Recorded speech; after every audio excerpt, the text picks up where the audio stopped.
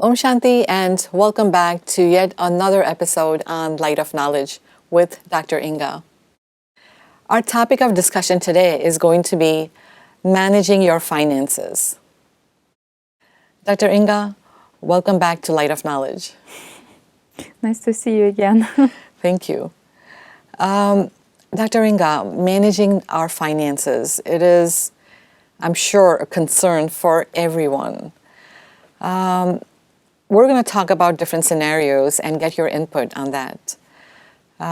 There's this couple, a young couple, making big money, but having no clue as to how to manage their finances. And they're thinking of starting a family. So in this scenario, what would be your suggestion to them so that they can have, a good future for themselves and their children? Right, so we're talking about a couple who are clever enough, wise enough to make money. Right. So if they're clever enough to make money, so they will have enough wisdom to manage their money. Of course, if they don't have any addictions, because they can just blow all their earnings. Yes. Yeah. So, but there are many financial courses, so they just can go and learn how to invest, where to invest, and actually, every single bank now offers a program where how you can manage your finance. Okay. On the other side of the coin, we have another couple who does not make big money and also has no clue as to how to manage their finances. And same scenario, starting a family, what would they do in this case? So here comes very simple advice, probably well known. Don't spend more than you earn. Mm-hmm. Very simple, but will they listen to our program? I just Let's hope wonder. so. Let's hope so. That's a very practical advice. Don't spend more than you earn. And that is the reason why, especially in the West, because we use a lot of credit card in the West, whether it's a debit card or credit card. And you run up, you go shopping, you go on vacations, and you don't even realize, how much you have on your credit card. And I had some friends actually in the U.S. who declared bankruptcy because they couldn't pay their bills. And of course, needless to say, your lifestyle has a lot to say about this. But what should a person do so that they don't run into bankruptcy? Because for some years, then you don't have any credit. You probably can't make any big purchases, and it affects your life. So how can we make sure that we don't run into such a situation? Probably I would sound a little bit old-styled, old-schooled. But I would again turn this situation a little bit and show it from a different perspective. I would ask a question: why did you make all those purchases? Mm-hmm. Were you greedy? Did you compare yourself to somebody else? Did you want to demonstrate another life which you don't belong to? Underneath all those questions, there comes a question why. Mm-hmm. And the answer is very simple, because I'm empty inside. And here we're talking about no energy and the spiritual emptiness. All these outer things are just substitution from the inner emptiness. Okay. And inner emptiness means just lack of self-respect. Okay, so how do we develop the self-respect? How do we develop this? That's an interesting question, because if we don't have anything, so how can we develop it? So first you need to feel it. Okay. So it's like, for example, if you've never tried a mango, so no matter how many words you will hear, how many books you will read, so unless somebody will give it to you or you will buy it. So the same about this feeling of self-respect. Yeah, it's like I would give you, like very simple example of reconnecting your friendly Wi-Fi. So, for example, when your Wi-Fi doesn't work, so you come to a person with a Wi-Fi connection, and it just gets connected. So, find a person who's got a very, self-respect, and learn something from him. Just be in his company, just for a while. So be by his side, learn something, watch him or her, and gradually this Wi-Fi self-respect mainstream will just fly inside you. Okay. It's like, for example, I remember there used to be many books about advising that how to be rich. Yes, and all of them recommend to stay in a good company. Oh, okay. Yeah, so check your company. Be very, very careful about the atmosphere. Be very, very careful about the people who you surround yourself. Okay. So be in charge of them. Don't say that people surround you. Excuse me, it is you who select to jump into that company or not. It's very interesting that you said that, because I've heard a lot about this keeping good company in terms of virtues. Like you want to be with a person who is going to influence you positively.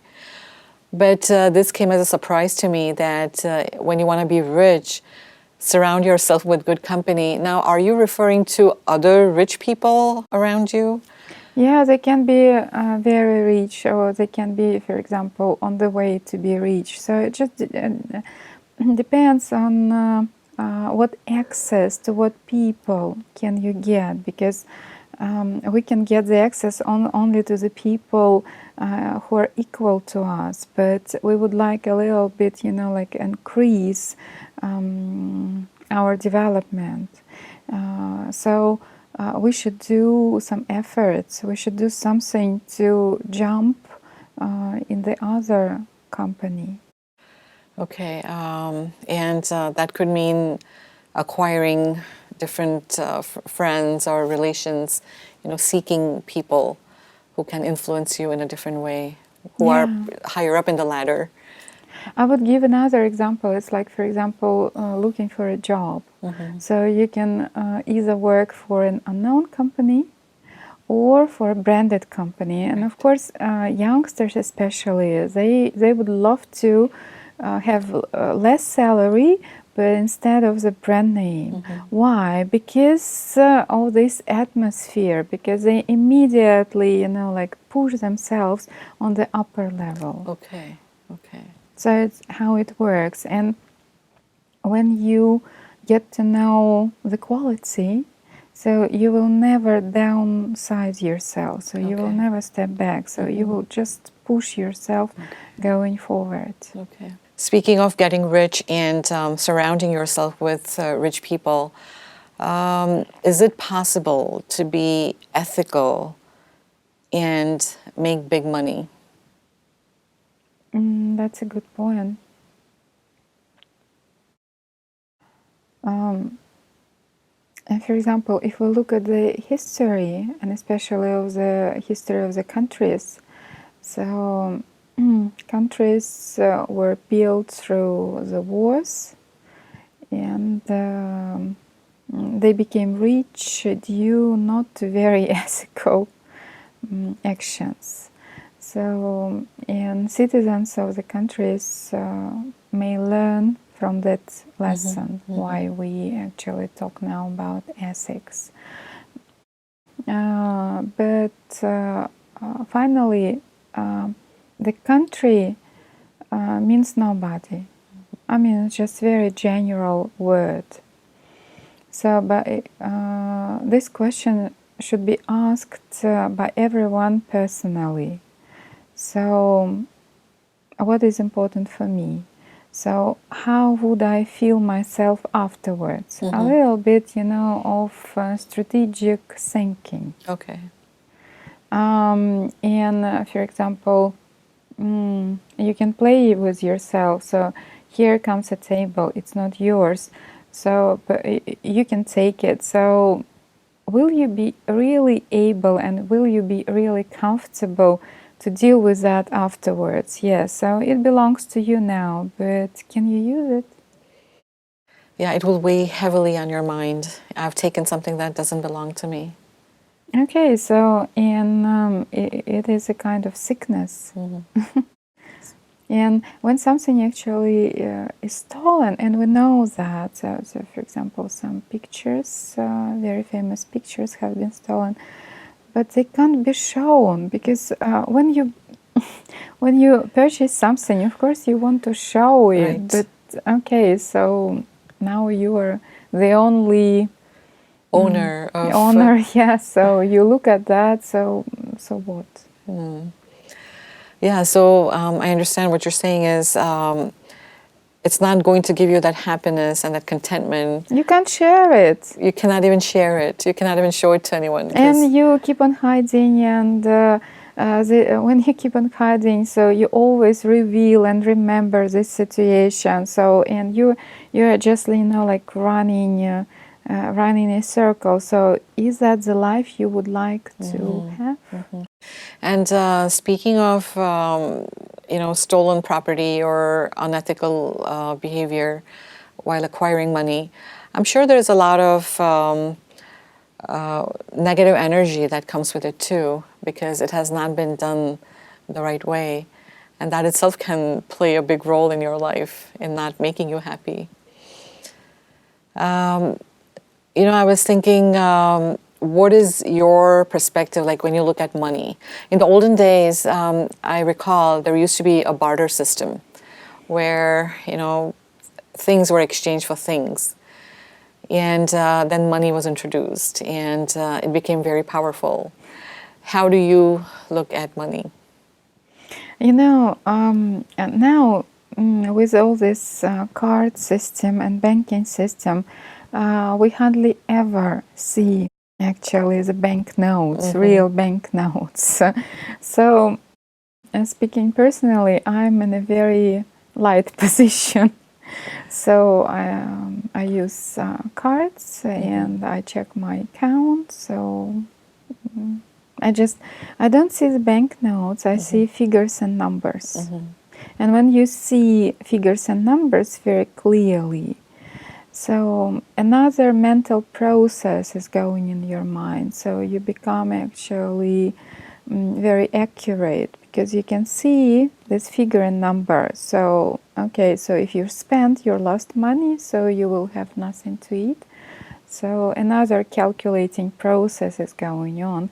Maybe to have bank notes is more healthier because when you open your wallet and see no money, you just physically can't buy anything. Very so true. It's somehow it really limits and stops you against overspending. Very true. Yeah, that's a very practical approach. Your wallet is empty, there is nothing you can buy with it. Yeah, that's very true. I mean, money, when you look at it, it's just a piece of paper. Yet it has been given so much importance. And, going back, as we were talking about with the barter system, where you exchange goods for goods, how can we bring a more wholesome approach where we are not so, if I can use the word, addicted to money? Yeah, that's a big problem. Yes, shopping and all these things. Again, so coming back, what is underneath? So when you spend so much money on something satisfying your needs and wants, what do you really want from yourself? Or what do you really want from all those expenses and expenditures? So, what kind of person you would like to show to the others? So we are coming back again to our self-respect. So there comes a difference between to be or to be seen. To be or to be seen? Seen, okay. yeah. So it's just I pretend. Okay. Like I put something, like I hide my personality behind the brands. For example, that's why I buy brands. Okay. Is that the psychology? Because I always, Yes. wondered about it. Like, what is it that attracts people to brand, name brands? So they're trying to hide behind. Yes. Because they don't know who they are. Okay. Or they are maybe not very happy with themselves because they don't really know who they are. Okay, so when you wear a branded piece of clothing, you have a feeling of belonging to the brand. And then you're maybe trying to project to people that you're affluent, you're rich, and so it's a way of filling up the emptiness inside. Yes. Okay. Well, yeah, I mean, because again and again, I mean, I keep going back to my life in the US, and, that brings back a lot of memories where you want to buy, the big cars and have a big house and branded clothes and everything.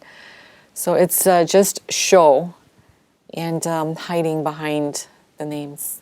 Yeah, because feeling yourself truly might be painful. Oh, so it is a form of denial in a way. Yes. So if we are not able to deal with something with ourselves, then we surround ourselves. We substitute with the outer world.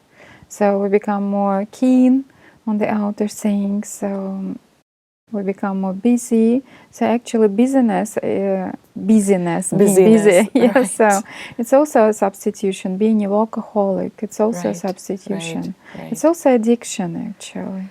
Yeah, it's a form of addiction.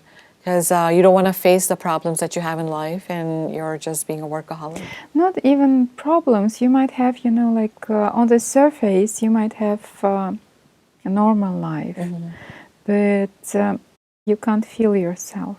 You actually lost that point when you stopped feeling yourself, deep inside.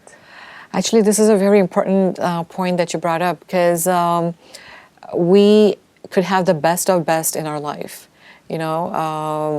Money doesn't make you happy. Money does not make you happy. And in spite of that, there is this void inside, or this feeling of emptiness inside. So I guess, again, we come back to the spirituality aspect of that. What would you say about that? Yeah, because being rich, for example, in my language, so the word wealth has a God's name inside. Does it really? Now I have to think about it. Wealth, W-E-A-L-T-H. Yes, so wealth in Russian is translated as given by God. So it has, God's name inside. Wow. So it just reveals the truth. So you are rich, not just because something external, but because of something you possess inside yourself. Okay, so we're talking about the inner wealth. Yes, again. Okay. Because the outer world is just a reflection of our inner world. Yes. So that's how we think about the world. So what we do, how we speak. So it's just the reality we have. Right. Because you and I, as we sit here, we're going to look at things differently, depending on where our background, where we come from, our education, and yes, everything. lifestyle, upbringing, childhood. Yeah, definitely. It's like, for example, having or not having artistic eye. So people with their very developed right hemisphere, like artists, for example, so they look at the world differently. So they can find beauty in every piece of dust. Wow. And for example, a very famous piece of art like black quadrant. Okay. Yes, Okay. yes. It's just a quadrant.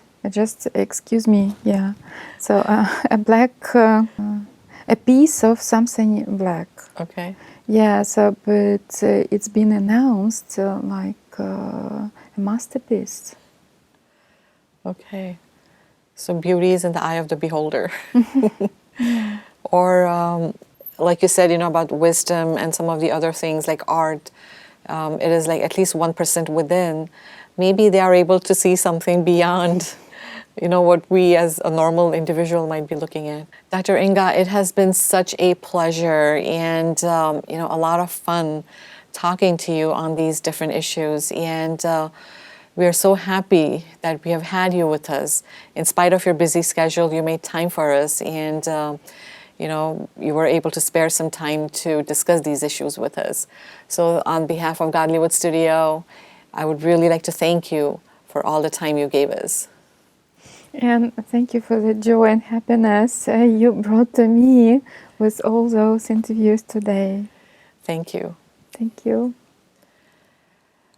Dr. Inga mentioned today that the inner world is very important because the outer world is nothing but a reflection of the inner world. With these words, we leave you to ponder upon it and make this an important statement in your life so you can bring peace and harmony. Once again, thanks for watching us, and we look forward to seeing you again on Light of Knowledge.